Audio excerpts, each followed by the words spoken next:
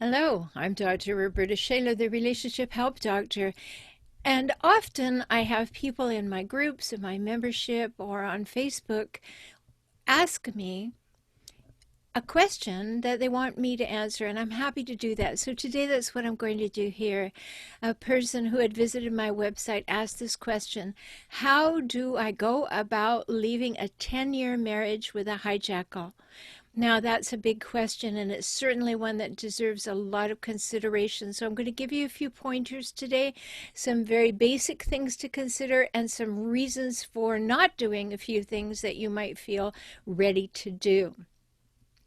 Now, I created the term hijackals, and you probably know that if you've been listening to my videos or podcasts for a while.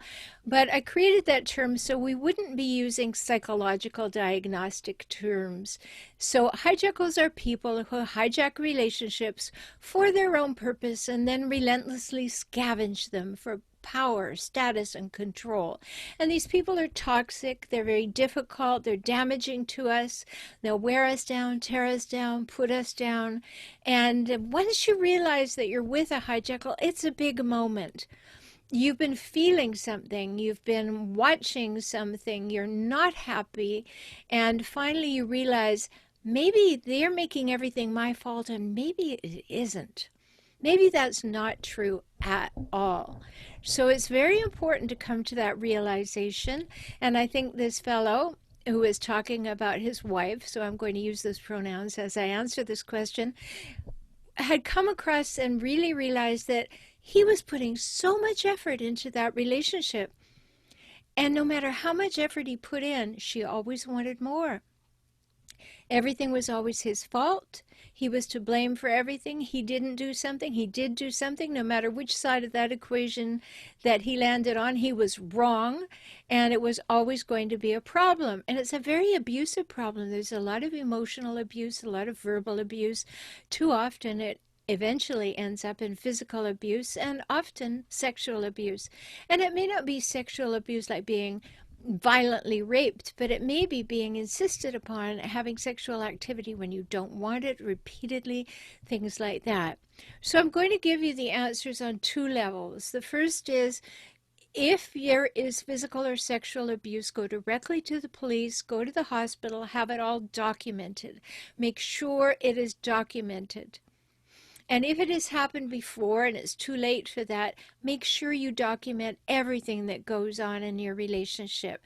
Every date, every time, everything, no matter how small, make sure you have complete documentation of that. That's going to really help you if you go to court, and you're going to need that kind of support. Now, the answer to the question, when there isn't any physical or sexual abuse, is a little bit different because the urgency is not as great. You may still want to get out of it quickly, but wisely, you are going to slow down a bit. Many people come to me when they're trying to make the decision, should I go, should I stay? And that's very wise, because when you're emotionally involved in this decision, it's more difficult for you to see the way out or the reasons to make the way out. You want to justify, rationalize, make excuses for why you stayed or why that other hijackal person does what they do. They've got you on the run probably, so you're taking responsibility for what they have said is your fault, which is everything, and they've got you second guessing yourself. They may be gaslighting you, trying to define your reality, tell you what you think or what you need or what you want, or even what you did. That's gaslighting. All these things may have happened to you. And so you need to take a breath, take some time, and get some help so that somebody else can have objective eyes on it all. Many times that's the point at which my clients come to me. So for two reasons that's important. First of all, we need to make a clear decision. If you're going to leave, you need a clear exit plan. And at the same time, we have to up your level of self-confidence, your skills, your strategies. Change your mindset so that you are realizing that you deserve to be treated with respect and honesty. And you need to be safe. And you shouldn't be anxious all the time.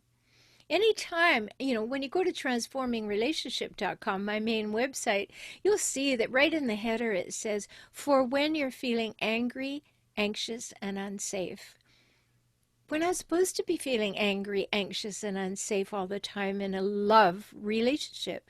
Those two things just don't go together. And so when you finally realize that it is not you that's creating all of this, it's you that's being blamed for creating all of this, then you are ready to make a change.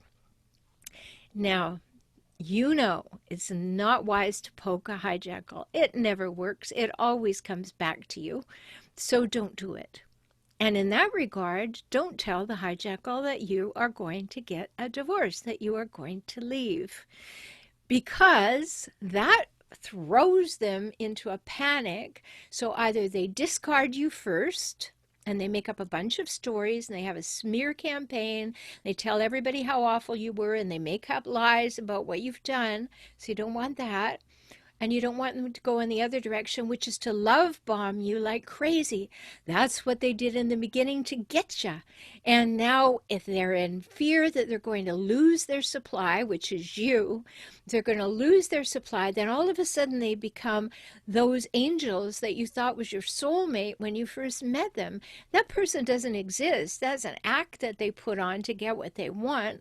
So if you tell a hijackal that you're leaving, they'll do one of two things. They'll discard you first to show they're powerful, or they'll love bomb you, and then you'll start to second guess yourself. Oh, maybe that's the real person. Maybe I should stay. Maybe they really are contrite. Maybe they really will change. And yes, they will for a hot minute. But as soon as they can relax and know you're not going anywhere, they'll turn right back into that hijackal. So that's a big decision that you have to make. And then if you've decided that you're going to leave and you're not going to tell the hijackal, then you need an exit plan. We need to know the ages of your children. We need to know the assets that you have in the marriage. We need to do some investigation about names and finances and accounting and taxes, all those kinds of things. Social Security plans. Now, for this fellow who's written to me and said he's leaving after a 10-year marriage, if he's in the United States, which I don't know, but I've mediated many divorces in California here. And one of the things that is very clear is after you've been married for 10 years, that's the magic time. After you've been married for 10 years, your partner is entitled to a portion of your pension for those 10 years of marriage, or 10 years plus of marriage. So all these things matter. And as you're making a plan, you need to shore yourself up, because you will start to second guess yourself. Should I really be doing it? One of the major questions that I get is when somebody starts to feel badly about what they're doing, they ask me, oh, well, maybe I'm the hijackal. Maybe I'm the terrible person.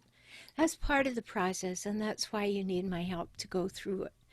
If you want to work with me, I do offer a new client 1-hour offer for only $97.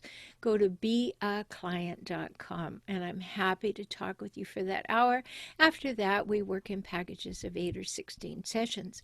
So when you're thinking about leaving a hijackal, especially this fellow after 10 years, there are so many things that are intertwined, and so much water under that bridge, and a lot of it's brown and difficult, and you've been in some hard places. You've made some decisions to stay, but what about the children? When I mentioned their ages, that's because of their brain growth and the stages and what will be going on at particular times that are better to leave than others, and how to make your decisions around the children.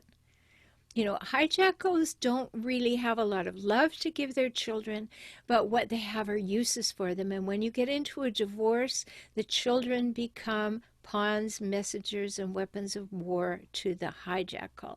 You have to be ready for that. You have to be ready to know how to prevent as much of that as possible. And you do that all without saying a thing to the hijackal. You are working outside of the relationship in order to work on the relationship. So these are some of the things that you have to consider when you are planning to leave a hijackal. And if you have no physical or sexual abuse, then let's work together to find the best plan for you, to make it clear, to shore up your skills, shore up your mindset, shore up your absolute confidence of what you are doing and that it is your next best step. So that I will be here at those moments when you start to second guess yourself, because the hijackal will surely make you do that. That will be top of their list. I'm Dr. Roberta Shaler. You find me at transformingrelationship.com or at hijackals.com. Hijackals.com is part of the Transforming Relationship website. Also find me on YouTube at For Relationship Help. And you can listen to my podcast, Save Your Sanity and Transforming Relationship with Emotional Savvy. You'll find that under podcast at transformingrelationship.com. Talk soon.